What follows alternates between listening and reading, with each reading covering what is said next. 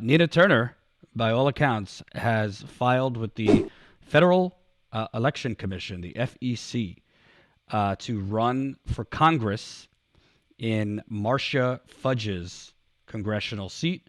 That congressional seat is Ohio 11, which makes up parts of Cleveland, makes up parts of Akron, Cuyahoga County.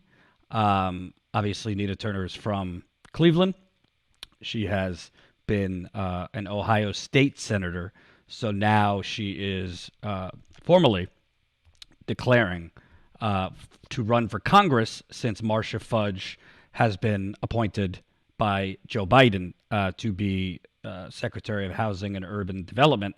As far as I know, I'm not positive. I don't yet know if Marcia Fudge has accepted the position, but my assumption is she will, which would mean, let me tell you what happens if, in Ohio, by Ohio law, what happens if a congressperson gets appointed to an administration. According to Ohio law, if Congresswoman Marcia Fudge accepts President-elect Joe Biden's offer to become HUD secretary, the governor will direct a special election to fill her vacant seat in the U.S. House of Representatives, according to the Ohio Secretary of State.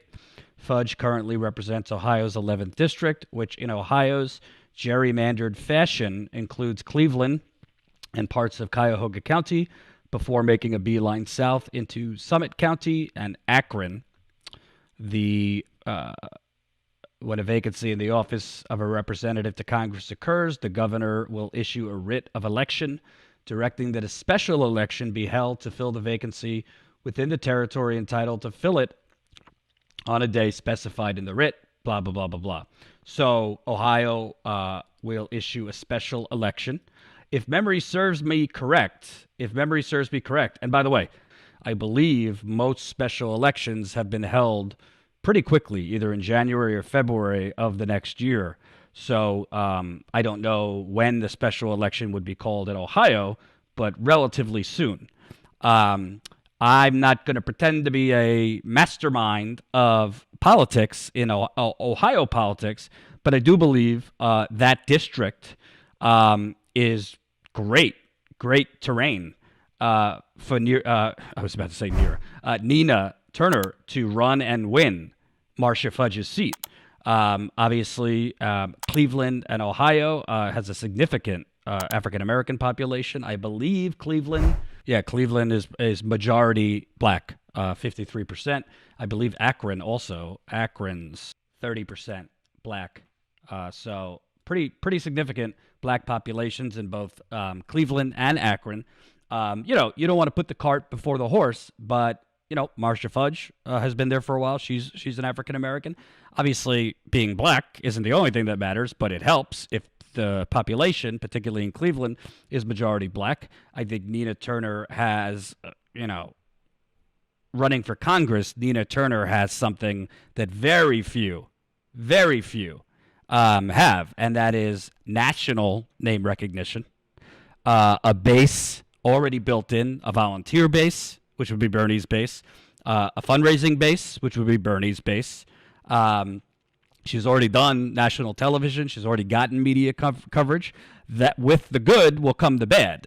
Her running for this seat, CNN, MSNBC, the New York Times, the Washington Post, they are not going to give her the AOC treatment. What I mean by that, AOC took the entire corporate media by surprise. AOC, they didn't take her seriously. Joe Crowley didn't take her seriously when she won. The New York Times, Washington Post, they were all scrambling to figure out who the hell she was. You remember that?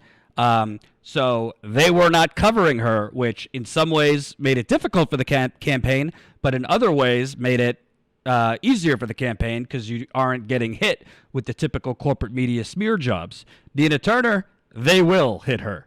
They will zero in on a Ohio 11th district congressional race because she is running. They're going to hit her with everything. They're going to hit her with her Bernie ties. I am sure they will look into her time as president of our revolution. I am sure they will look into her time as a state senator in Ohio. Ohio State senator. I am sure they will look into her time as a teenager and whether she, hung out with the wrong people. I mean, this is the corporate media, and they do not want that squad growing, and they certainly don't want someone like Nina Turner, because Nina Turner, she's not exactly a follower. What I mean by that, she would instantly get in there and, I hate to say it to AOC, but I mean, Nina Turner would be one of the leaders, if not the leader of the squad. I also think it's a great thing if she gets in. Again, I don't want to put the cart before the horse. She would have to win first. But if she gets in there, I think it's not only a great thing for the progressive movement, but I think it's a great thing for that region of Ohio. Cleveland, if you want to talk about why Trump won in 2016, why, if not for the pandemic, Trump would have probably landslided Biden, and Trump still won Ohio. Cleveland, Akron, many other parts of that area are a symbol of the corporate Wall Street machete that has been taken to former industrialized America, because we live in the United Corporations of America, as you know.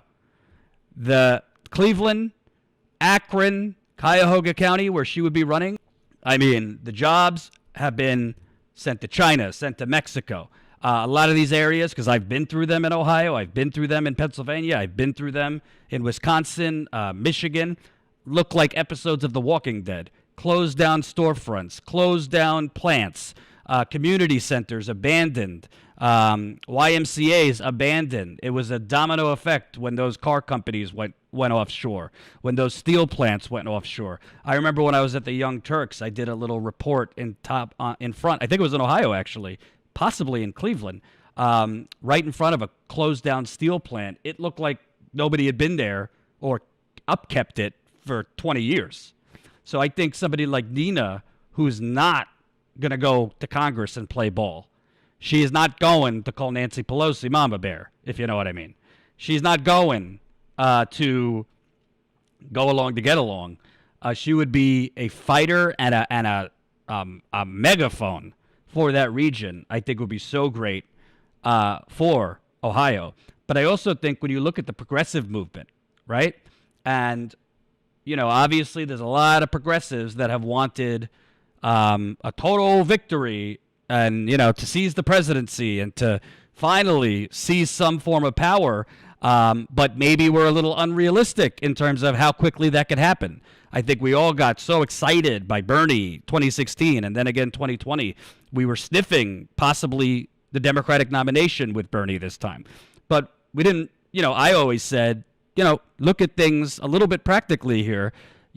This corrupt oligarchy did not happen overnight. It was built over the last 40, 50 years. For black people, it's been for centuries. So it's not going to happen overnight. You are going to have to chip away and chip away and chip away with victories on the congressional level, on the Senate level, on the state level. And, when you have already AOC, Ilhan Omar, Rashida Tlaib, Pramila Jayapal, Ro Khanna, now Cori Bush, Jamal Bowman, who am I forgetting? Mark Pocan. When you have those numbers and then you start adding somebody like Nina Turner, then you get into the territory where you start to have the numbers that the Tea Party had without being a bunch of racist, fake debt warriors. When you start getting to, 12, 13, 14, 15, borderline 20 strong progressives, then there's no more excuses. Then there's no reason to call Nancy Pelosi Mama Bear. Then there's no reason to automatically vote for her for speaker. Then there's no reason to not want to rock the boat because you're worried she might push you to the back of the committee and not give you any committee selections and not give you any power because you have the numbers. Well, if Nina Turner got in, the progressive movement starts getting those numbers. Hope you enjoyed that last video. Hop on over to statuscoup.com where you can sign up for our email list and become a member for as low as $5 to $10 a month. Membership is how we grow. That's statuscoup.com/join. And remember, join our email list so we can grow the revolution with you.